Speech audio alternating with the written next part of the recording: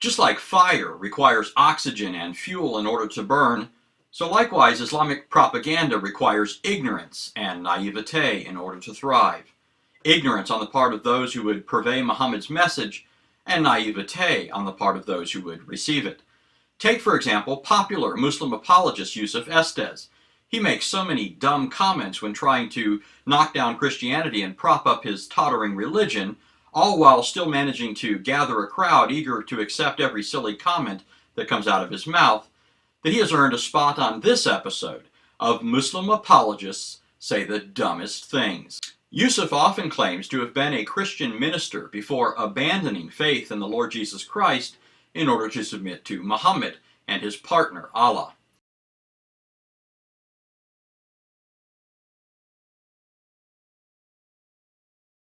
As a former Christian minister, Yusuf would have heard that Christianity started in Jerusalem and from there spread to Judea, Samaria, and the uttermost parts of the world. In spite of this, Yusuf believes that Christianity started in Rome. Far more interesting than that idea, or at least far more entertaining and revealing for present purposes, is what Yusuf believes about the who, the when, and the where of Roman Catholicism. The Catholic Church was in business about 300 years before Jesus was born. It's on their website. Don't go like this. Boy, have I been mistaken. I guess I need to read a bit more. Tell us what really happened, Yusuf. The Catholic Church was really started in Rome by Alexander the Great. So, according to Yusuf, Alexander the Great went to Rome in order to establish Roman Catholicism 300 years before the coming of Jesus.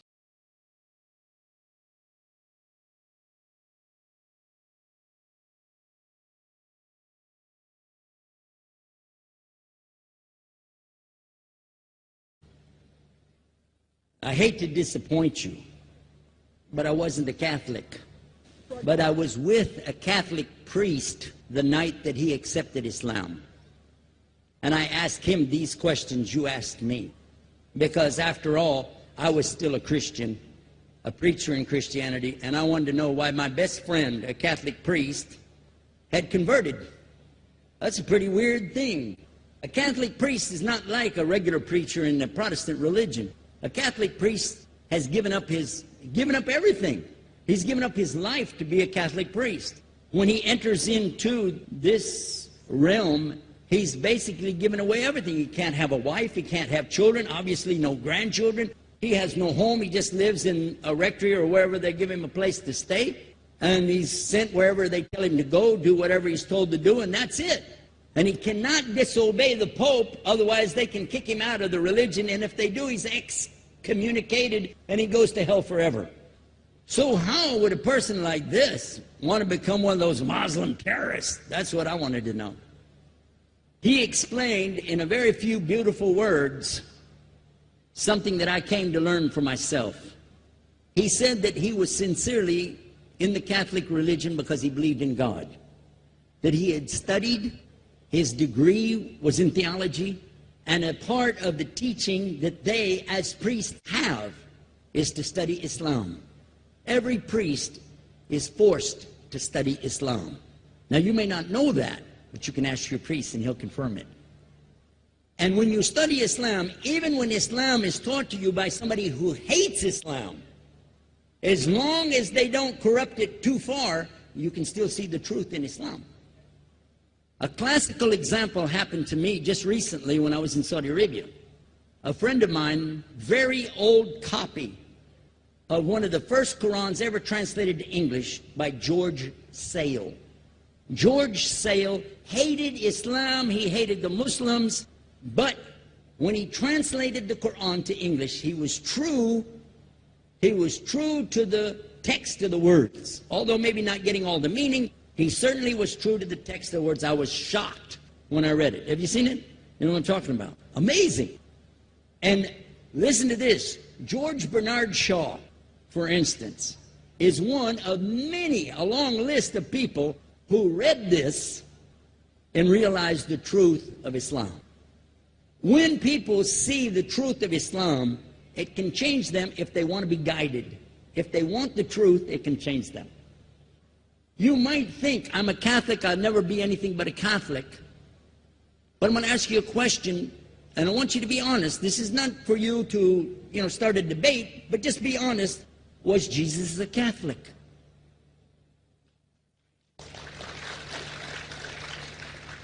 And it's not open to debate, so there's no point in opening that up, because you know and I know he wasn't. The Catholic Church was in business about 300 years before Jesus was born. It's on their website. Don't go like this. It's on their website. That's where I took it from. The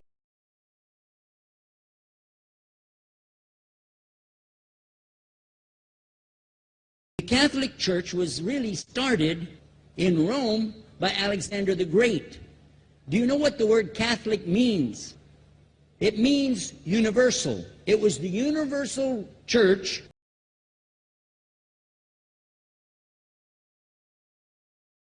for the Roman Empire. If you didn't join it, you could not be a Roman citizen. And it was opposed to the teachings of Judaism and opposed to the teachings of the early Christians for more than 200 and some years. And they were diametrically opposed to each other to the extent that it was the Romans killing the early Christians. Now, if you understand that, and you go to their website and read, they didn't even take over Christianity until the year 325 AD. And when they did, they changed a lot of things, again, referring to their own website. But if you want to check it in Britannica or Americana or Grolier encyclopedias, go ahead and read about the Catholic Church.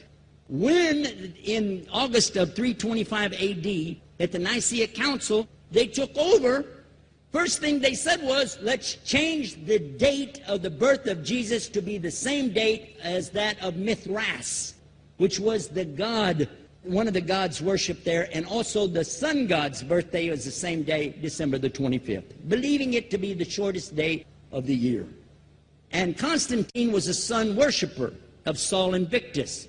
Go to the website, read it for yourself.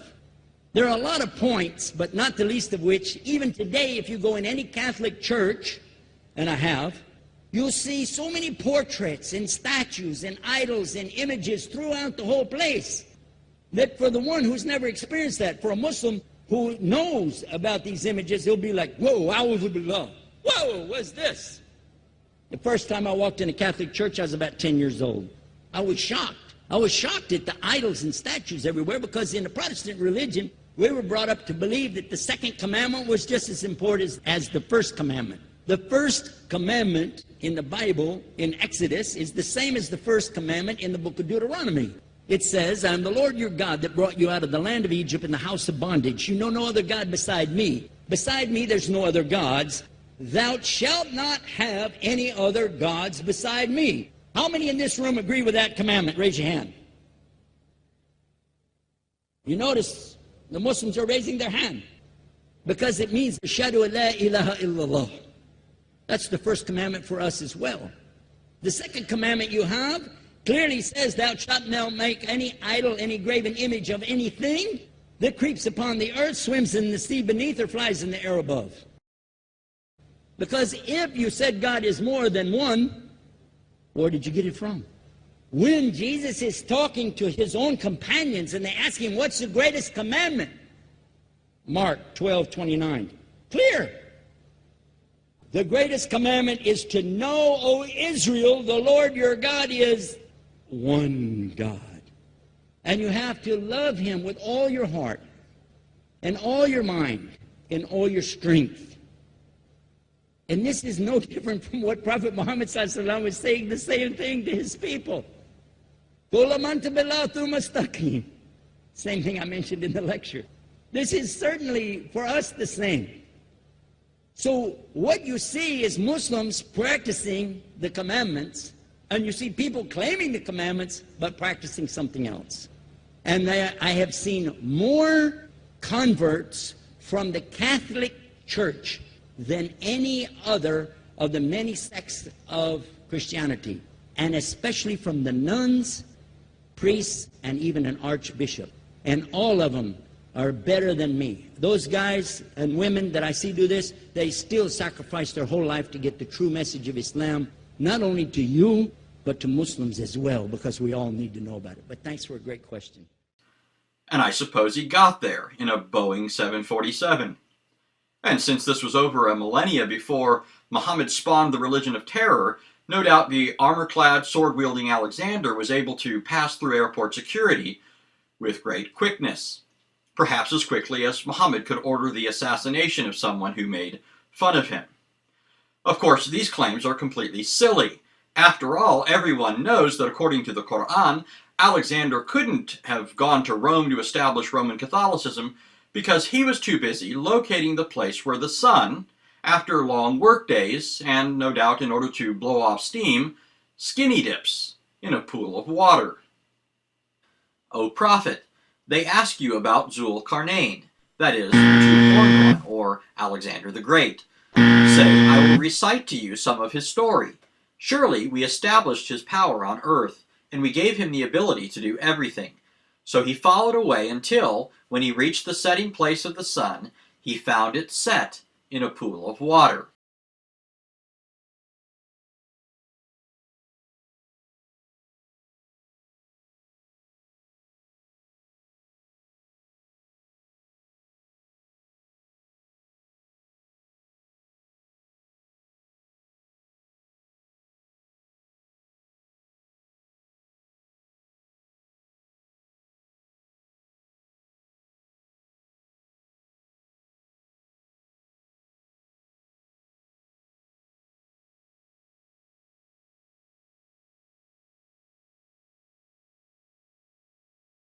We're told that one of Joseph's two prison mates was executed by Pharaoh by means of crucifixion, even though crucifixion did not exist at the time of Joseph. O my prison mates, the first of you will be restored as the chief wine butler for the king. The other one will be crucified, and birds will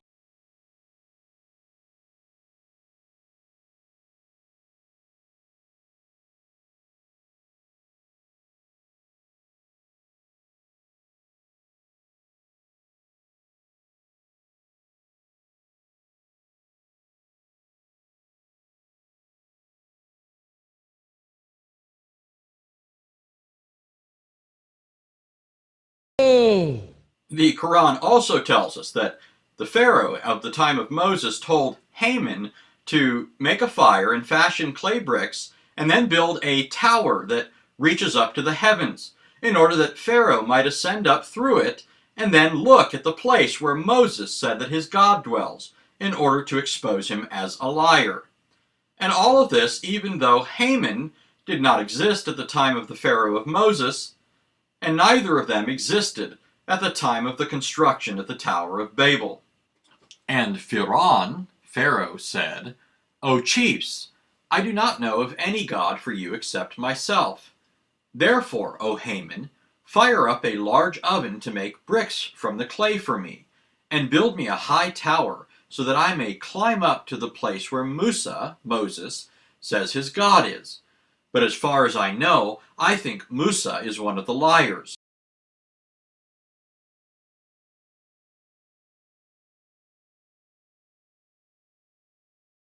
If we know history, Pharaoh lived about almost 1,000 years before Haman was born. There's no way in the world that Pharaoh and Haman sat together around the table with their advisor.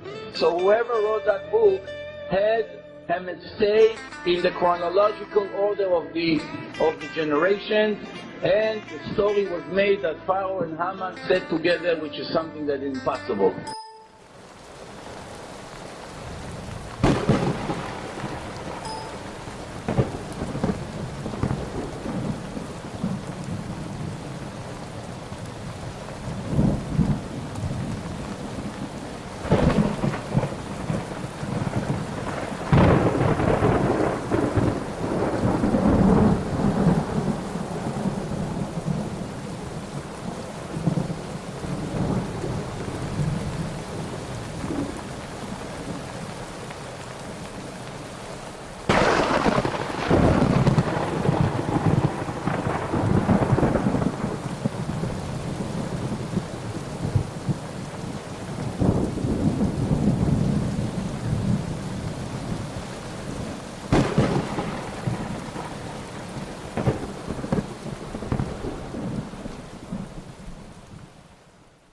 just a side note, the historicity of the Qur'an, the historical integrity of the Qur'an, Haman. You know who Haman is in the Qur'an? He's the minister, or one of the ministers of who? Of Fir'aun. Haman is mentioned in the Qur'an about 6 times. And Allah tells us about Haman that Fir'aun commanded him to build him a tower. Fir'aun commanded him to build him a tower. Now, is there a mention of a Haman in the Bible? Sure. Is there a mention of Haman building a tower? Sure. But the Haman in the Bible didn't work for Fir'aun. He worked for another king named Xerxes in the biblical book of Esther. So the biblical Catholic scholars in the 1600s, who were first getting into Orientalist studies, Islamic studies, they looked this thing up in the Qur'an and they said, aha, we found a mistake in the Qur'an. Look, they're talking about Haman working under Fir'aun, while the book of Esther tells us that Haman worked under the king named Xerxes 1,000 years after the Pharaoh in Babylon, not even in Egypt, and he built them a tower. You ever heard of the story, the Tower of Babylon? So they challenged the historical integrity of the Qur'an. Ma'adallah, they said from the disbeliever's point of view, oh, Muhammad must have plagiarized it from a priest and made a mistake because he mixed up the story of the Tower of Babel, right? And the story of Xerxes with the story of the Pharaoh, and he's confused between the two of them. That's what he did. Misquotation in the Qur'an. What's really interesting is, in the late 1800s, the Catholic scholarship, the body of Catholic scholarship, unanimously denied the book of Esther as a valid source of history. They acknowledged their own book, they acknowledged that their own book, unanimously, is legend, just stories made up, names made up. The Jewish encyclopedia even now tells you the book of Esther has no historical value. None whatsoever.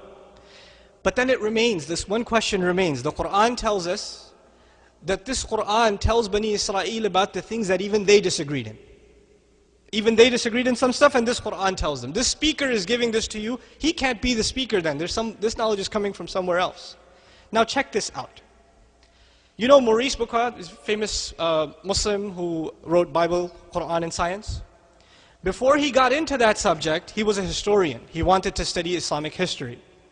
When he came across this problem presented by Catholic priests, he did a little research. You see, what happened in the late 1800s was the Egyptian hieroglyphics were now being revived as a language, because hieroglyphics had died. About almost 2,000 years before the Prophet ﷺ, Egyptian hieroglyphics had died as a language.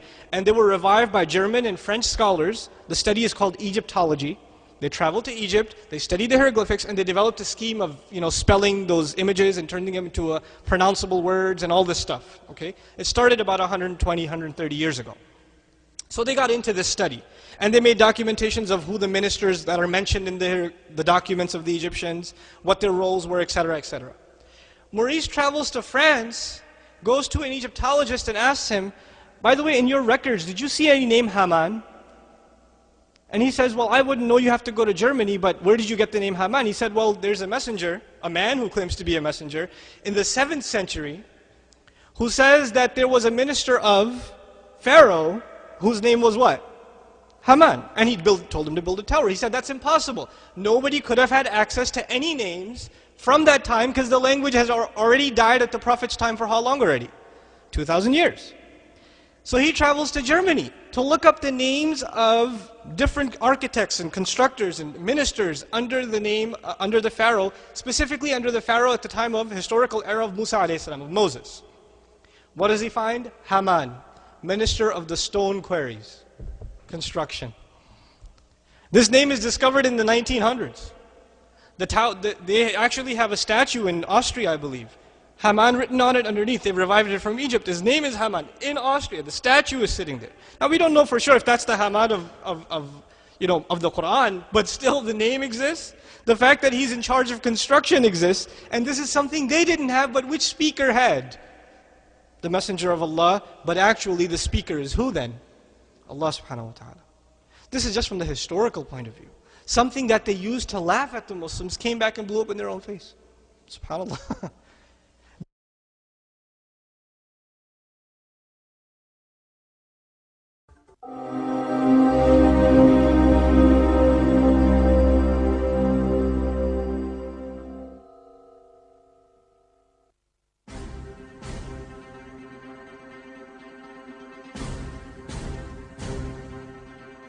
One of the individuals referred to in the context of Pharaoh is Haman.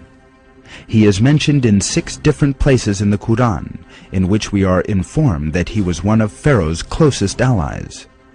Surprisingly, the name Haman is never mentioned in those sections of the Old Testament pertaining to the life of Prophet Moses. This information in the Quran was backed up by archaeological discoveries made centuries later. Until the 18th century, the writings and inscriptions of ancient Egypt could not be understood.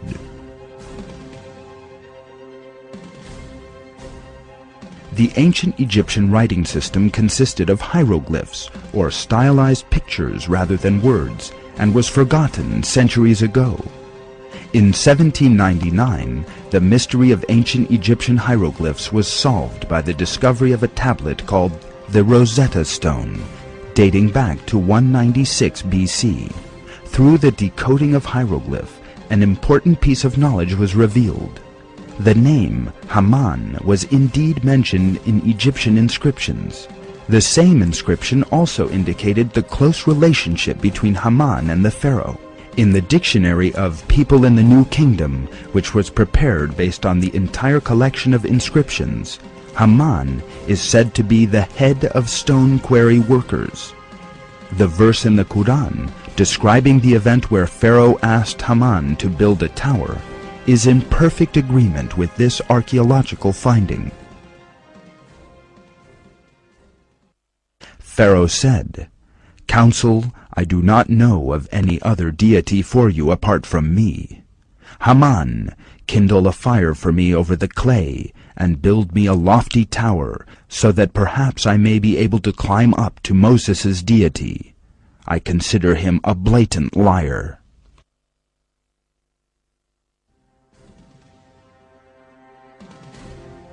The discovery of the name Haman on ancient Egyptian inscriptions once again revealed that the Quran was sent down from the sight of God.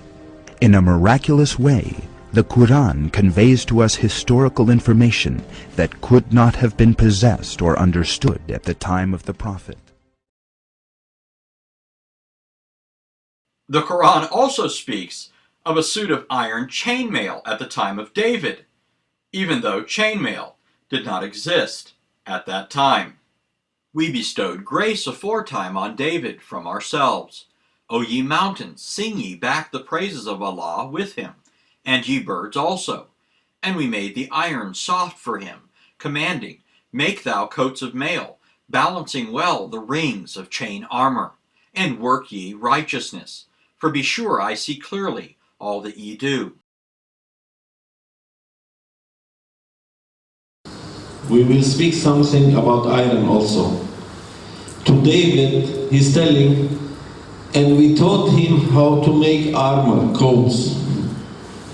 David was before Christ 1,000 years ago. He told him he made for battles iron clothing. At David's time, there was iron. We will check this, if it's true. There was iron at David's time, and he telling to David, we made the iron pliable. Yani pliable, it's malleable, the iron. Okay, if it was iron found that time, David's time, before Christ, 1,000 years ago, there was iron, we will check this. He told, I taught him how to make coats of armor of iron. We will check this. This is here, we see the Iron Age when started. Iron started between 1000 and 900 BC. It's correct. Using, yeah. Huh? Using. They found out the start early, not professional, start using. Look, early Iron Age, 1000 BC. Early, maybe they don't know how to make too much good iron, bullet in inch, you say? يعني steel. They know make iron. Maybe they didn't know to make steel. After 200 years, it was early Iron Age. They knew how to make iron, but they don't know make steel. But David makes steel because he make armor. He made the iron malleable. We will see David at what time he was born. This is King David. Look, 1010. The date is correct and the verse is correct. Also when he was speaking that I told him about iron, it was no new. And he was the first to use iron armor. Because of this he win the battles. You understand, Mr. Abedis? Yes. Good. Now we will watch. This is for you, Mr. Arab. This is how you make clothes of iron. Learn this. Okay, so let's make some chainmail. Okay, the diamond see this part of it. Now we get our rings, we're all set to go. Separate out 5 rings. There's some very specific patterns here. This is the basic of making iron. 4 in 1 pattern. Iron coats. One ring. So you make 5 rings. Close up 4 of them. Now with steel wire, you really don't have to get them really super close because they're not going to move at all. But, you know, close them up. Close 4 of them like this.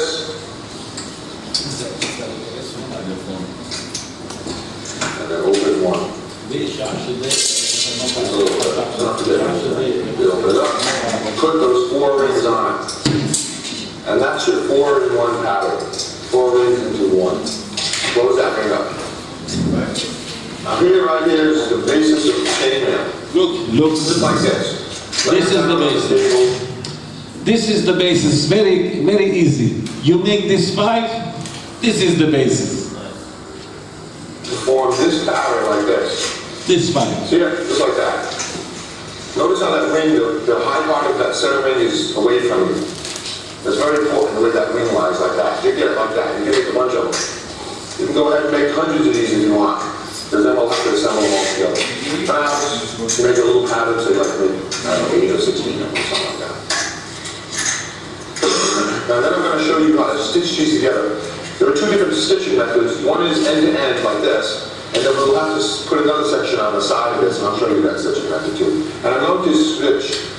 Now, you would use the same steel and open up a link, but I'm not going to do that. I'm going to switch to a colored wire, or colored aluminum wire, to show you a lot better how that would be stitched together. This way you can see it. See, this is the colored aluminum wire. Come on. There's the beauty of aluminum wire. It's just over the but it's actually still the same 4-in-1 pattern. Put your rings, the 4-in-1s together like this so they overlap. See that? We're going to go in through here and out through there. And I'm a lefty, so I go from the left to the right. If you're a right, you go from the right to the left. Just like this. So in through 2, come up, out through those 2. That's all. Just like that. This is the armor. You made a chainmail. Close that ring up. You made close. See how the pattern Nobody can kill you. Our new gold ring is just the same as the 4-in-1s. Perfect. Now do a whole bunch of these. Make a long string of them. David, this together, God taught 4-in-1 me. next to it. Make yourself a little space there. We're going to go in through those 2 and out through the other 2. And see, as I'm a lefty, I start on the left, but it's the exact same from the right. And there we go. Okay. Here you take an idea. Armor that's made from interlinked metal rings. Historically, it was used to protect soldiers from slashing and stabbing injuries. This kind of protective gear is still used today by some butchers and sharp daggers. In addition to being able to protect the wearer from sharp objects, it's also useful for protecting against high voltage electricity. Many people who work with Tesla coils use chainmail as a kind of wearable Faraday cage. The metal suits are able to safely redirect electricity around their bodies. Chainmail can even be made into decorative designs for jewelry. So today, I'm going to give you a brief introduction to the art of making chainmail. The first step in making chainmail is to make the rings. Start by selecting the kind of wire that you want to use. To make armor, you probably want to use 16-gauge steel wire. You can buy large spools of it at a store that sells fencing supplies. Then select a cylinder to wrap the wire around. Okay, you took idea. Just for fun, we will watch this. Look how beautiful this is. How to make a gauntlet armor tutorial. This is a film prop for my second book trailer. You see, David, what he did? Available in November 2010. He was the first. Because of this, he will probably want to do yours with stainless steel. Whoa! The Quran also speaks of an unnamed Samaritan who aided the Jews in constructing a golden calf at the time of Moses, even though the Samaritans did not exist at that time. Said he, "Then know that verily in your absence, Moses, we have put thy people to a test, and the Samaritan has led them astray." They answered, "We did not break our promise to thee of our own free will, but this is what happened. We were loaded with the sinful burdens of the Egyptian people's ornaments, and so we threw them into the fire, and likewise did this Samaritan cast his into it. The Samaritan made them a statue of a calf, which had a lowing sound. So they said to each other, 'This is your God and the God of Moses, but he has forgotten his past.'"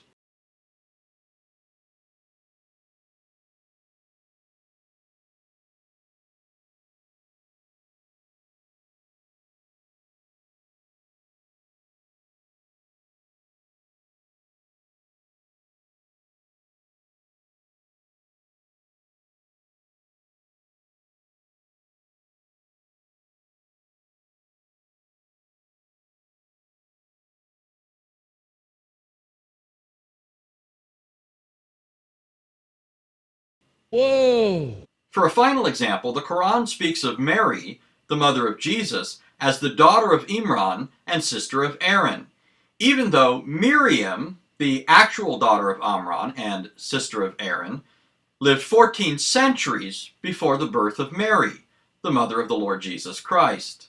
Remember when the wife of Imran said, "My Lord, I have dedicated what is in my womb entirely to your service." When she had given birth to the child, she said, "O my sustainer, behold, I have given birth to a female, and I have named her Mary." And in time she, Mary, returned to her people, carrying the child with her. They said, "O Mary, thou hast indeed done an amazing thing. O sister of Aaron, thy father was not a wicked man, nor was thy mother a loose woman." And Mary, daughter of Imran, whose body was chaste, therefore we breathed therein something of our spirit, and she put faith in the words of her Lord and his scriptures, and was of the obedient. Whoa! Notice that the Quran refers to Mary, the mother of Jesus, as the sister of Aaron. Here, Muhammad obviously thought that Mary, the mother of Jesus, was Miriam, the sister of Aaron. This is simply an error in the Quran.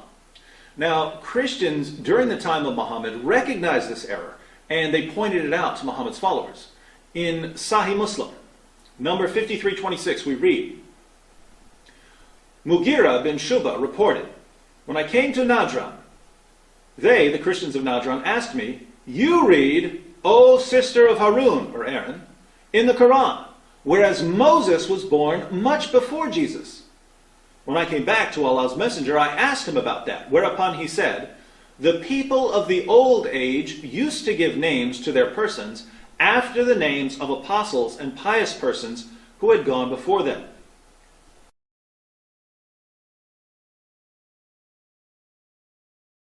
In front of us we have the word akh, which in Arabic means brother.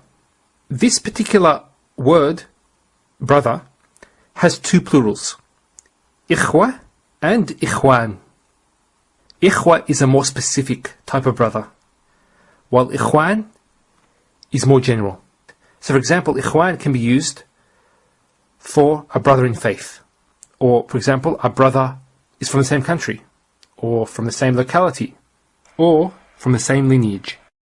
Ikhwa is usually used for a blood brother. There's only one instance in the Quran where it's actually not used for blood brother, but it's actually used for the relationship between the believers, to indicate the strong bond. But usually this plural is used for blood brothers. We have also the word ukht, which means sister. And this is used in the same way as akh. This is the feminine form. And this word, ukht, sister, has just one plural. So, by having one plural, this plural can actually be used specifically, similar to ikhwa, but it can also be used generally, similar to ikhwan. So we can say akhawat could be sisters, blood sisters, or it could be sisters in faith, or sisters from a same country, or whatever it is. So in other words, the singular akh and ukht can be used in its literal sense, in the meaning a blood brother or a blood sister, but also used more generally. And that usage is even found in English. For example, in hospitals where nurses are called sisters. And there's many examples we could mention.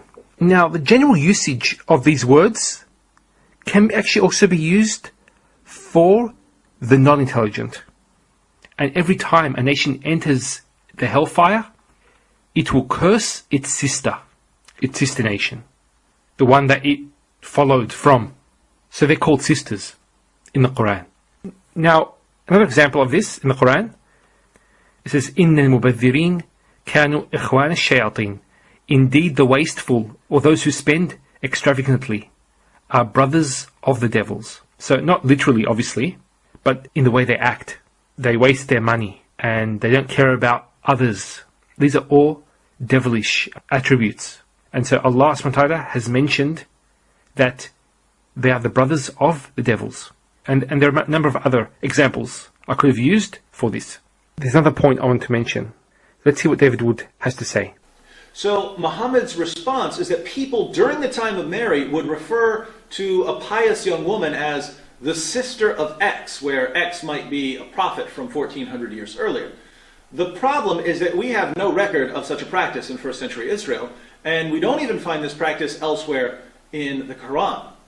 The problem is that we have no record of such a practice in first century Israel, and we don't even find this practice elsewhere in the Quran. But the question is, does the Hebrew language support this usage? That's the question. And what we should do is go to a classical Hebrew lexicon, a lexicon used when studying the Bible. And let's read what it says. Now this is a Hebrew lexicon. That's the address bar. You can check that out. And this word is pronounced as akh. And in Arabic it's akh. So it's the same word. Exactly the same word. And it has the same usage. Brother, brother of the same parents, half-brother, relative, kinship, same tribe. So it's used in the same way. So for example, if I said Muhammad sallallahu alaihi wasallam was the brother of Ibrahim, that's a perfect usage in the Hebrew language.